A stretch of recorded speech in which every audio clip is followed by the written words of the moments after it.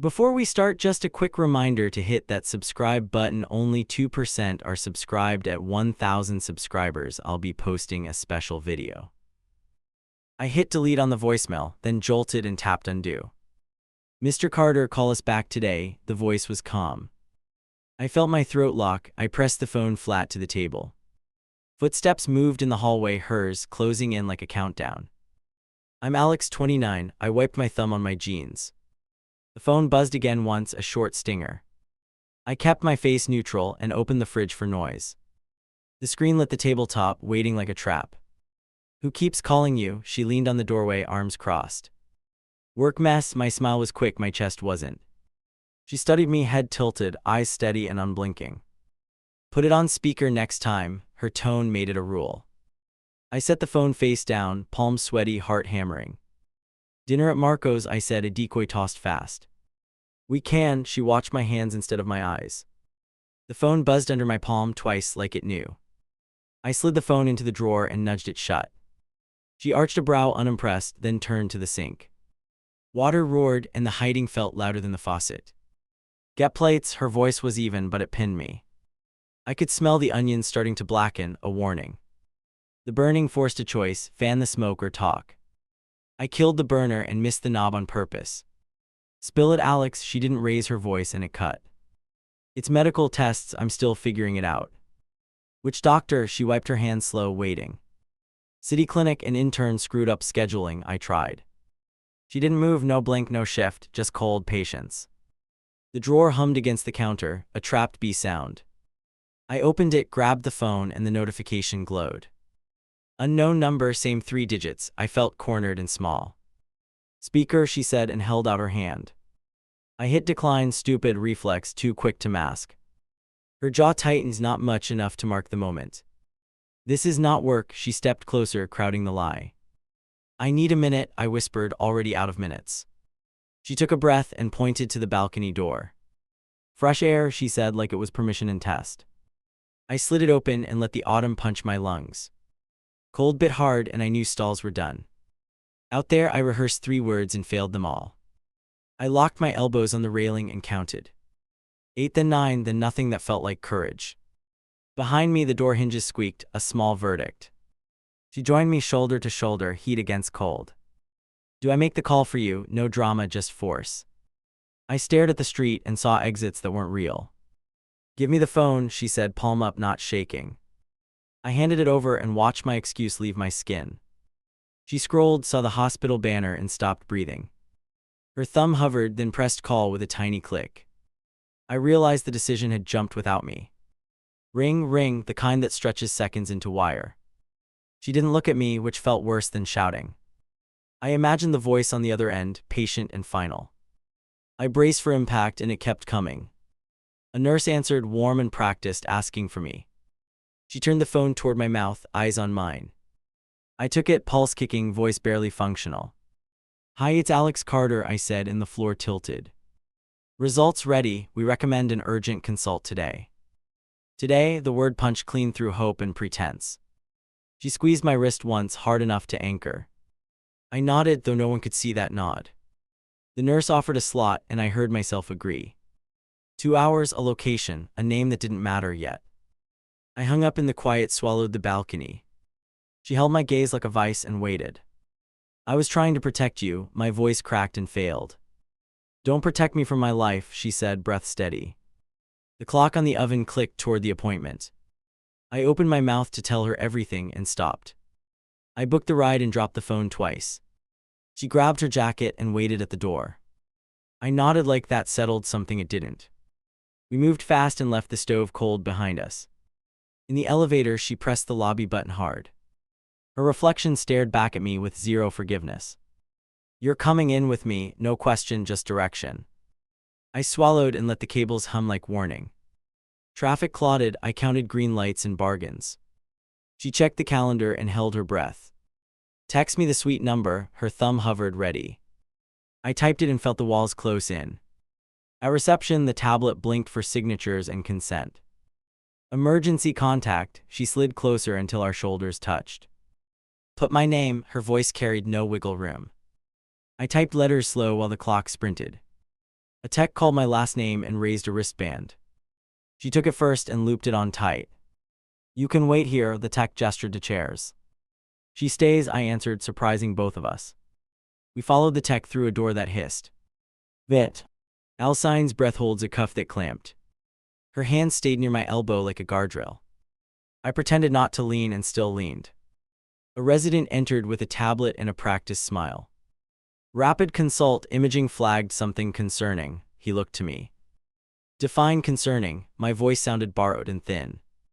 "Masses," he blinked once, multiple, the word stuck between us. She stepped forward until her knee hit the bed frame. "What are the next steps?" The words came like orders. "Full panel and scan," he replied, eyes on forms. "And the plan after plan." Her jaw clicked like a switch. He outlined blood draws in a biopsy slot.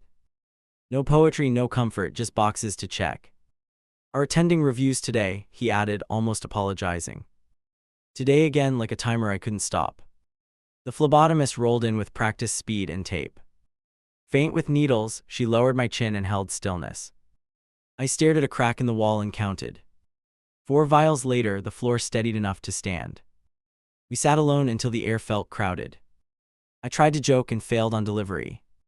"Not today," she whispered and squeezed my knuckles once. I nodded and saved the joke for never. The attending pushed in without drama or small talk. "Your results suggest an aggressive process." Paper rustled like threat. "Where did it start?" my mouth asked before thinking. "Hard to say, we need tissue." The room shrank. She paced one step and then stopped dead. "If timelines matter, tell us what matters now." "Pain control, data, second read." He ticked the list. "Trials or options," he added, and my stomach lurched. "Side effects," she pressed, eyes hard on his. "Fatigue, nausea, risk of infection." He kept it clinical. I pictured her driving home alone after chemo. I pictured nothing after that, which scared me more. He left us with a stack and a number. She slid the papers under her arm like armor. "You'll call them today." It was half plea, half command. "I will." I meant it and felt the weight. On the way out, a man argued at billing. He wanted answers and got invoices instead. She stared at the scene like a prophecy. "We plan now," she murmured, and I heard marching orders. Outside, the air hurt just enough to sharpen me. We leaned against the wall and counted to 10.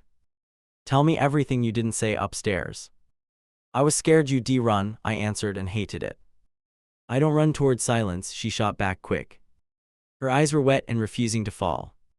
"Next time let me carry something before it crushes." The word next lodged deep like a seed.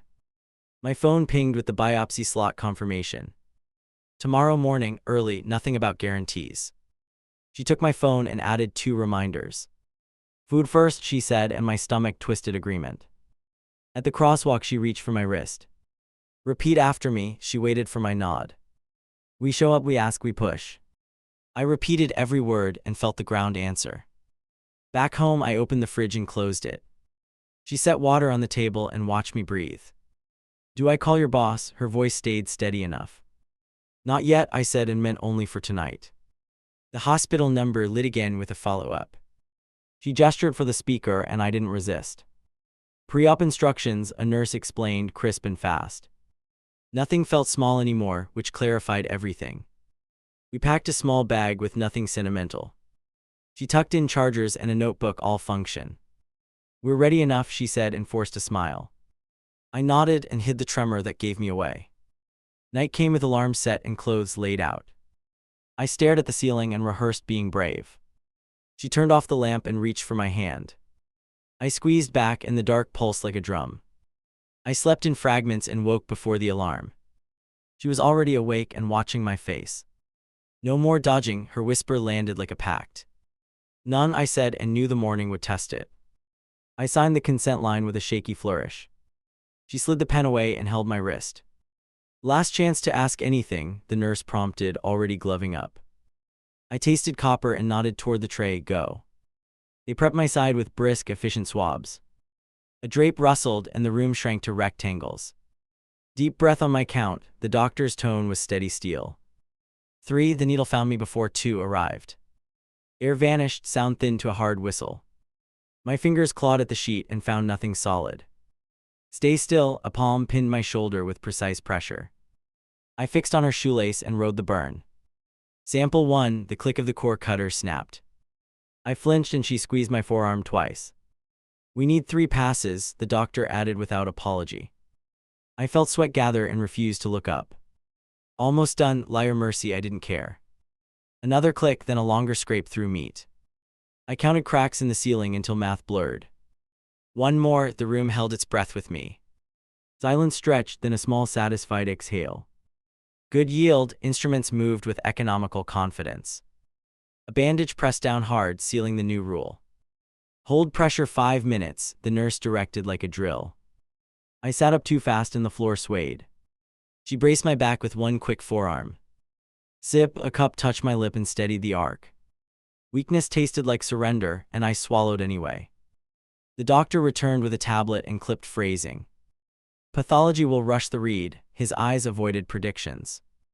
Look at me, she demanded, chin high, hands still. Will this change course? She made it a challenge. Depends on markers, he answered, careful to the syllable. We plan regimens once we see targets.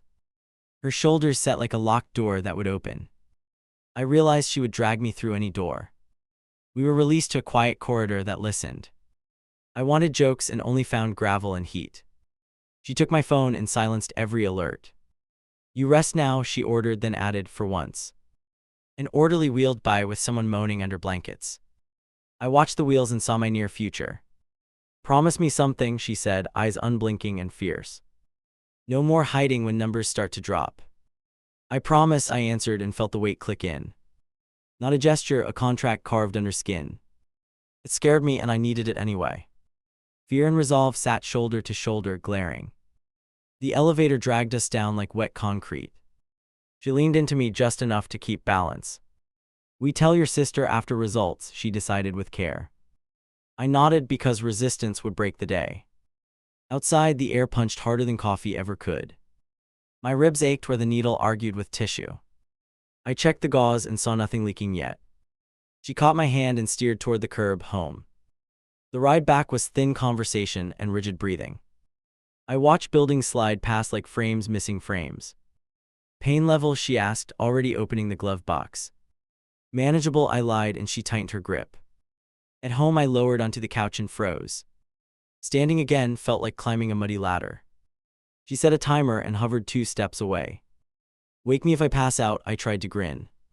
Her brow lifted, flat and unimpressed by bravado. Medication now, she said, and I didn't argue. I swallowed pills and waited for edges to dull. They dulled enough to think, which was dangerous. What if pathology is clear? The question slipped out. Then we choose a battle that makes sense, she replied. Whatever that looks like, we meet it on purpose. The words steadied me, then scared me, then stuck. The timer chirped, she checked the bandage with care. No seepage, she announced like a tiny victory. I exhaled and felt a small gate unlock. The next gate loomed anyway, already waiting. Her phone flashed with a message from an unknown number. She hesitated, then showed me the screen without drama. Trial coordinator offering a call this afternoon. Do you want it? She asked, eyes searching hard. I stared at the notification like it might bite. It could be nothing useful, I said after a beat. Or something ugly that buys time.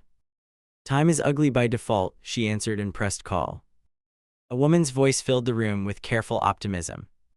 Slot available if pathology matches, window tight, paperwork heavy.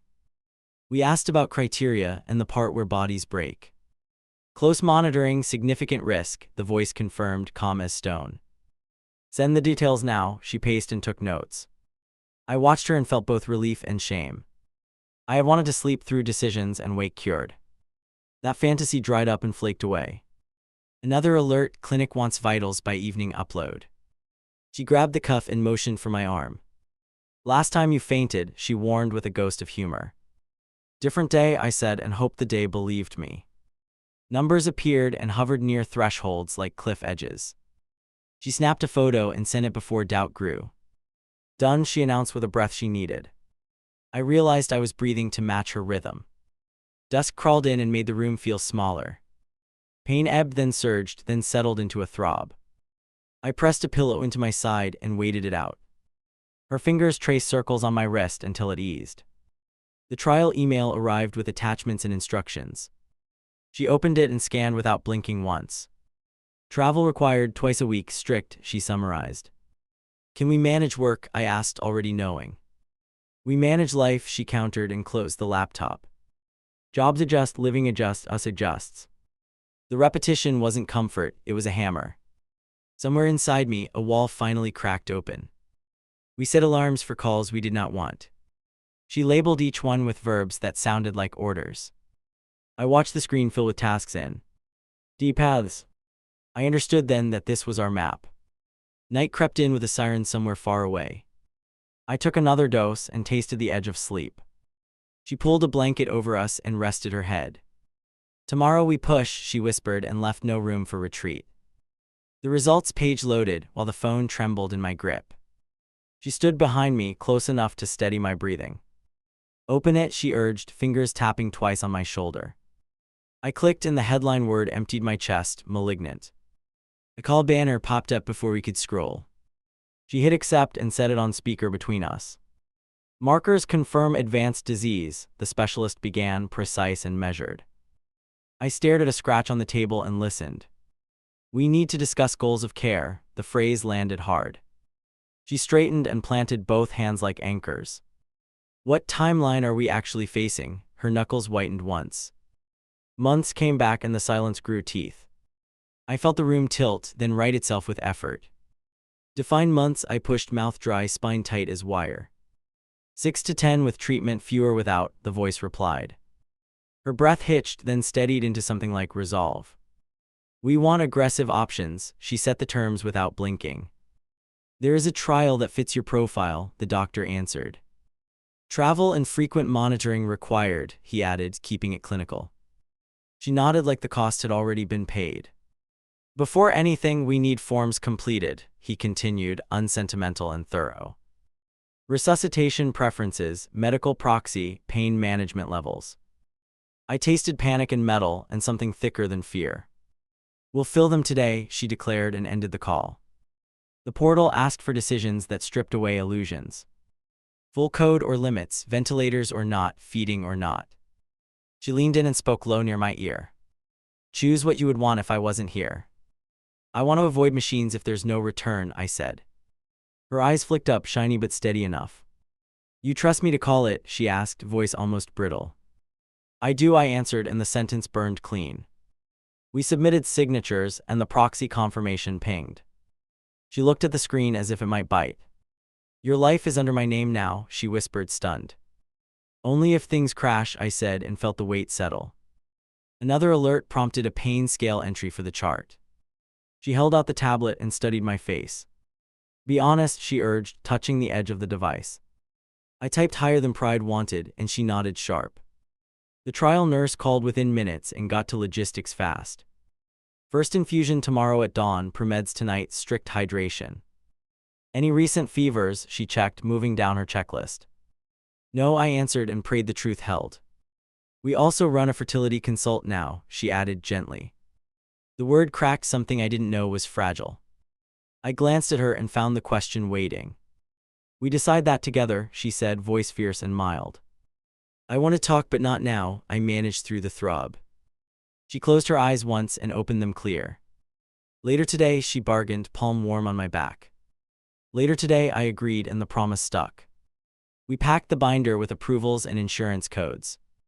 She checked the list and crossed out anything redundant. No clutter, she muttered, building a lean road forward. I recognized the tone that saved me from drifting. On the ride to the clinic, I watched intersections slide past. She rested her hand on my knee and tapped a rhythm. We tell your sister after the first infusion, she proposed. I took a breath and pictured that call landing hard. Intake asked about nausea and dizziness and lost weight. She answered when my mouth stumbled on simple words. Vitals stable, the nurse said, glancing at the monitor once. Stable for now, she murmured, and I caught the flag. A pharmacist appeared with a plastic cup and instructions. Premeds an hour before drip, he explained, eyes on numbers. Report any chest tightness immediately, he added with emphasis. I swallowed and felt the countdown begin. We were escorted into a narrow bay with 2 chairs. A curtain divider offered privacy that was mostly polite. She unzipped the bag and lined up what mattered. I focused on breathing that sounded like mine. The IV insertion went clean, then burned along the vein. She lifted her gaze to mine and didn't flinch. "Ready to start?" the nurse asked, thumb on the pump. "Ready," I muttered, and the line began to carry heat. 30 minutes in, my stomach lurched without warning. She caught the basin in time and steadied my head. "Anti-nausea now," she requested, calm but urgent and direct. A new syringe clicked on and the wave eased gradually. The specialist stopped by with a clipboard and an update. "Pathology flags a mutation with potential sensitivity," he explained quickly. "We can add a targeted agent next week," he continued. "Prognosis adjusts if response is durable," he concluded, watching for hope. "So we buy runway if the drug bites," she summarized plainly.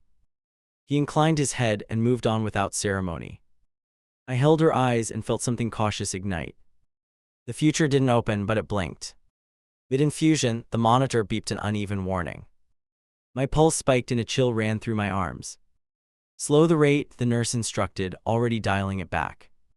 I clenched my jaw and rode the tremor. The line steadied and the numbers leveled out. She exhaled like she had been underwater too long. "Next time we pre-med earlier," she told the nurse. "We will," came back, clipped and efficient and certain. An hour later, the pump clicked finished and the room exhaled. I could feel the fatigue crawl up from my legs. She gathered our things and hovered until I stood. "We are not done," she warned, and I nodded hard. Discharge handed over instructions and a 24-hour number. She had it saved before we reached the door. "Hydrate, light food, call if fever hits," the nurse reviewed. "Understood," she answered, guiding me toward the exit. Outside, a gust cut through my thin bravado. I steadied against the wall until the ground behaved. "Home, then the fertility consult," she reminded, eyes on mine. "Home first," I agreed, deciding to keep that promise. I dozed in short bursts on the couch. At afternoon, she fielded calls I could not hold in my head. When I surfaced, she was there with the calendar open. "2 options for preservation," she started and waited for me. "I want the chance even if we never use it," I said. Her mouth tightened, then softened into something almost kind. "Then we take it now before counts crash," she replied. The word now rang like a starting whistle. Evening met us with a final task from the portal. Upload symptoms and confirm medication windows before midnight. She read them out loud while I typed responses. Every answer felt like a small vow to keep trying. We climbed into bed early because the schedule would not bend. She set 3 alarms and placed the phone face down. "Wake me if you feel wrong," she whispered into the dark. "I will," I promised, and kept my eyes open a while. The thermometer beeped twice and flashed a number that wrecked sleep. She was up before me and reached for her shoes. "Bag keys go now," her voice cut through fog. I stood too fast and the room lurched hard. At triage, they slapped a mask on and took vitals. Blood draw, cultures, line placement, antibiotics, racing the clock. A nurse touched my arm and watched the monitor. "High risk tonight," she warned, and I believed her. Shivers hit hard and stacked like waves without breaks. She held my jaw steady and counted with me. Slow in, slow out, her breath matched mine tight. A second dose pushed in and the tremors eased. A doctor leaned in with a short list of threats. "Neutropenic fever, we scan and keep you here." She nodded once and pulled the blanket to my chest. I let her because it made movement optional. Morning broke with the alarm monitors and cart wheels. They rolled me to imaging and locked me in place. "Hold still," the tech instructed, face calm and professional. I stared at the ceiling and strangled every cough. Back in the room, the specialist stood with printouts. "Mixed findings," he tapped a circle and then another. "Primary clusters slightly smaller, new spots on the edge." She gripped the rail and waited for the real line. "We continue 2 more cycles unless toxicity spikes," he offered. "Quality matters more than marginal shrinkage," she countered without blinking. He paused and considered, then nodded once and scribbled. I felt both grateful and hunted at the same time. They moved us to a quieter floor after lunch. A palliative team appeared with clipboards and calm eyes. "We support symptom control while treatment continues," they explained carefully. She looked at me and waited for permission to listen. "I'll listen," I managed, throat raw and stubborn. They outlined options I had refused to hear before. Home services on-call staff, pain plans that adjust. I signed up and pretended that wasn't surrender. That evening pain spiked like a lit fuse under ribs. She pressed the call button and didn't let go. The nurse pushed a slow dose and watched me breathe. Relief crawled in late and left a warning behind. We argued in whispers once the hallway settled down. I need you to tell your sister this week. My lungs burned and my pride pushed back hard. After cycle 2, I answered and heard cowardice echo. She braced both palms on the mattress and waited. You cannot leave me to be the messenger. I reached for her wrist and felt the pulse jump. I know, I said, and the word tasted iron. At sunrise, the fever broke like a debt paid late. They downgraded my status and loosened the rules. She brought me water and I kept it down. We stared at each other and counted small wins. The trial coordinator called with a rhythm that sounded urgent. Dose reduction possible if reactions repeat next session. We accept if outcomes remain plausible, she answered fast. My stomach twisted because I heard the word less. I tried walking the hallway without an escort. 10 steps in and my legs shook like live wire. She made a small motion and I turned back. It felt like retreat and I needed the bench. A chaplain knocked and hovered until I gestured in. I can sit quietly or we can talk. I asked for silence and she nodded and stayed. We sat like that until my breathing stopped racing. Discharge came with instructions and a packet of numbers. She organized them by urgency and snapped a photo. Emergency first, then home team, then clinic. I repeated the order until it stuck like glue. On the ride back, she watched my reflection in the window. You wanted to tell me something before the crash.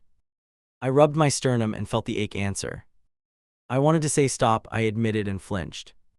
Stop treatment or stop us, her jaw barely moved, waiting. Stop dragging you through this, I whispered, eyes on the floor. She laughed once with zero humor and leaned closer. You still think I'm extra luggage? She asked, razor calm.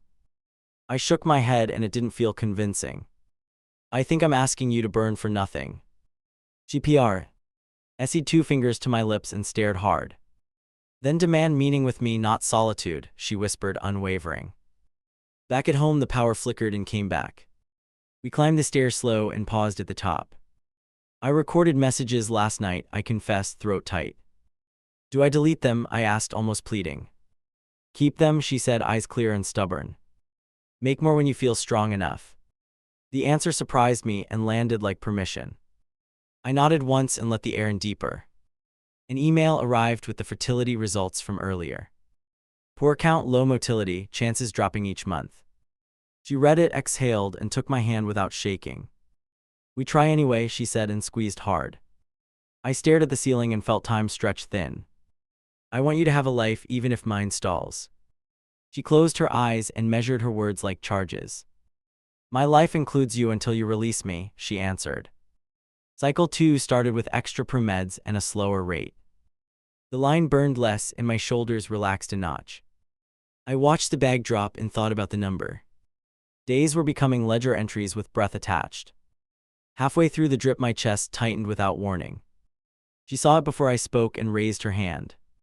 The nurse paused the pump and checked the monitor. We waited for the spike to settle or escalate. It settled and left an echo that lasted hours. I realized fear had changed its shape inside me. Not death itself, but failing to show up awake. I held her stare and promised to stay present. Afterwards, the doctor reviewed scans with cautious diction. Tumor burden down 10%, new lesions unchanged. Continue current path and reassess after another cycle. She nodded once and did not smile yet. We drove home in near silence with the windows cracked. I could taste winter coming and felt the deadline press. What do you want if things flip again? She asked. I thought too long and then chose a line. If decline accelerates, we shift to comfort early. She tapped the steering wheel and blinked hard once. Then we celebrate every good morning until then. I swallowed and decided to believe that promise. That night I messaged my sister and asked to meet. No excuses, no long texts, just a place and time. She replied with 3 words and a heart I feared. I set the phone down and felt my hands shake. Before sleeping, I opened the voice app and recorded. I talked to her future self like it already existed. I talked to the version of me that could not finish. The file saved and blinked and waited for judgment. She rolled toward me and rested her head on my arm. "Tomorrow you tell your sister," she murmured into the dark. Tomorrow, I agreed and finally chose the hard door. I closed my eyes and listened for the next alarm. I reached the cafe first and chose the edge table. My sister walked in fast and hugged me too hard. "We're doing this straight," she warned, fingers digging in. "Straight," I echoed and pulled out the chair slowly. "I'm sick," I started and the word shook loose. "Serious treatment now, outcome uncertain," breath stuck mid-chest. She covered her mouth and stared at my throat. "Tell me the worst," she whispered and waited without blinking.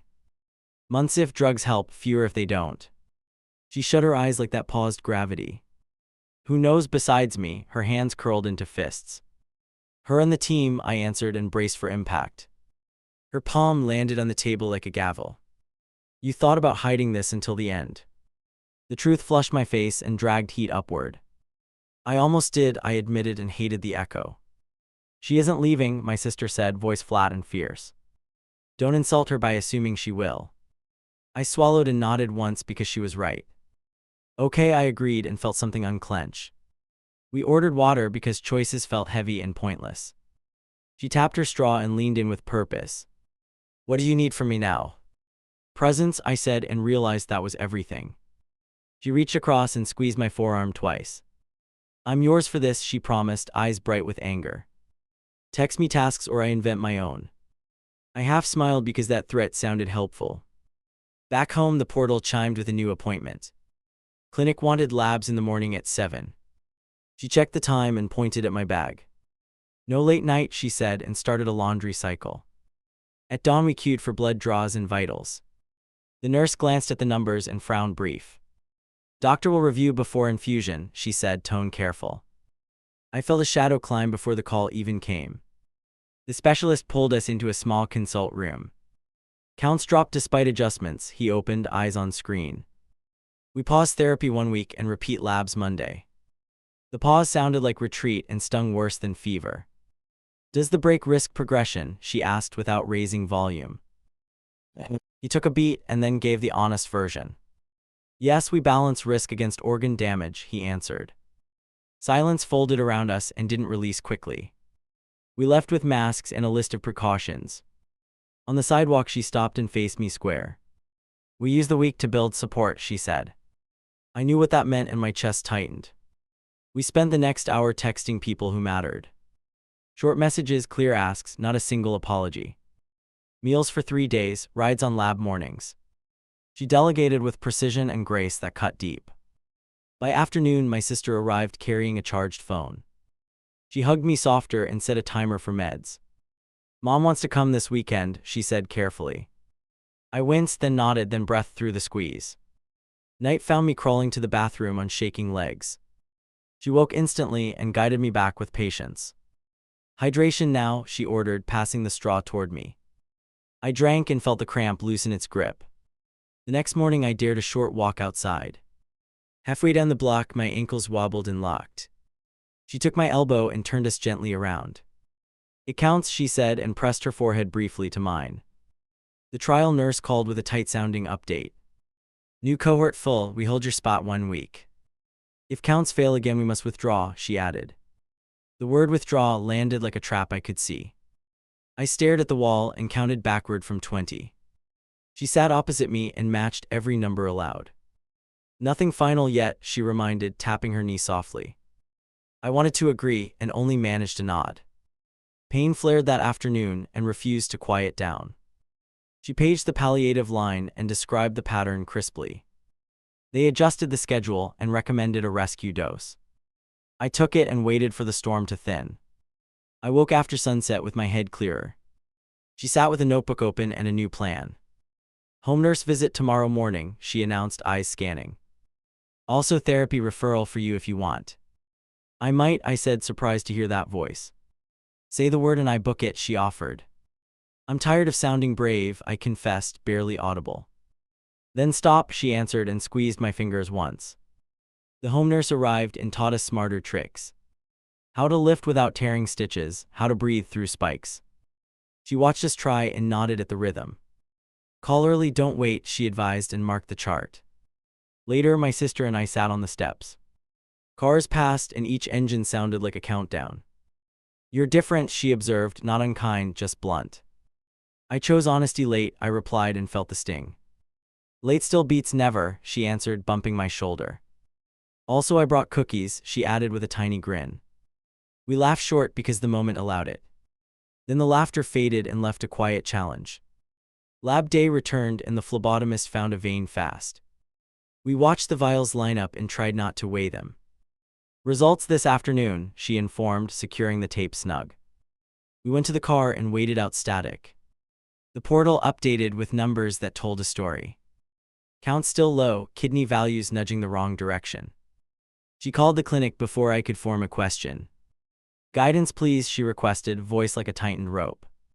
"Come in now," the coordinator replied without ceremony. We drove without talking and parked in the reserved row.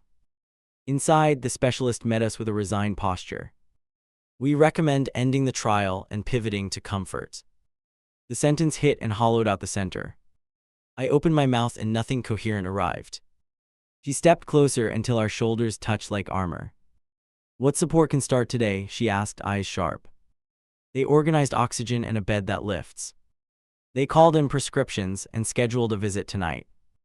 "Any other wishes while you feel clear?" they prompted. I surprised myself by answering fast and certain. "I want a small ceremony here with the three of us." "Then we do it," she replied, grabbing my hand firmly. My sister blinked hard and nodded without hiding tears. The nurse smiled softly and closed the door for privacy. We arranged 3 chairs and set the phones to silent. I looked at both of them and steadied my voice. "Thank you for dragging me into honesty," I began. "Thank you for staying when I earned the opposite." She reached across and touched my cheek with 2 fingers. "Do you want vows?" she asked, eyes bright and unwavering. "Yes," I answered, no hesitation, just need and certainty. We spoke promises that fit this battlefield and time frame. "I won't declare victory or defeat for you," she said. "I will keep choosing us while there is in us. I will show up even when I want to hide." The words settled like anchors I had begged for secretly. My sister held our hands and said one sentence. "I will carry your stories and guard her when you cannot." I fought for air and won by inches. We stayed like that until my chest loosened. Evening brought the hospice nurse and a tidy routine. She checked devices and taught her gentle signals. "Pain scale every 4 hours," she instructed, firm but kind. "We honor rest, we prevent panic." It sounded like rescue. Later, friends dropped food at the door and left notes. We waved through the window and skipped long talks. I saved energy for the people in the room. That choice felt clean and strangely freeing. Night pressed in and my breathing grew ragged. She adjusted the dial and counted with me slowly.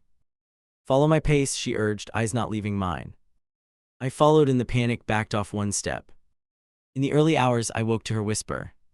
"Still here," she breathed, forehead resting against my temple. "Still here," I answered, the 2 words harder each time. They felt like a rope pulled hand over hand. By sunrise, the nurse returned and tweaked the plan. Microdoses instead of big swings, sips instead of gulps. I tried and my body accepted the terms. We bought another day and named it on the calendar. My sister arrived with a trimmed list of tasks. Mail, paperwork, backup chargers. She moved like a shield. I watched her and felt a calm I didn't expect. Delegating finally felt like control, not surrender. That afternoon, I recorded another message for later. I kept it short and filled it with verbs. "Listen, rest, laugh, go," I said each slowly. The file saved and my hands stopped trembling. She caught me watching her across the room. "Ask it," she said, reading the question I feared. "Did I make it worse by waiting to tell you?" She crossed to me and answered without blinking once. "You cost me sleep," she said, voice steady as a blade. "You did not steal my choice, I stayed anyway." I closed my eyes and let the verdict land. It hurt and then it calmed everything. As dusk folded, the coordinator called one last time. "Paperwork finalized, you are discharged from protocol officially." "Thank you for trying," she added and paused to breathe. I thanked her, meaning it, and ended the call. We watched the ceiling and listened to the building settle. She laid her head on my shoulder and stayed quiet. "I'm scared," I admitted, because lying wasted oxygen. "Me too," she answered and tightened her grip. I asked for one more walk to the balcony. We shuffled out and leaned against the rail together.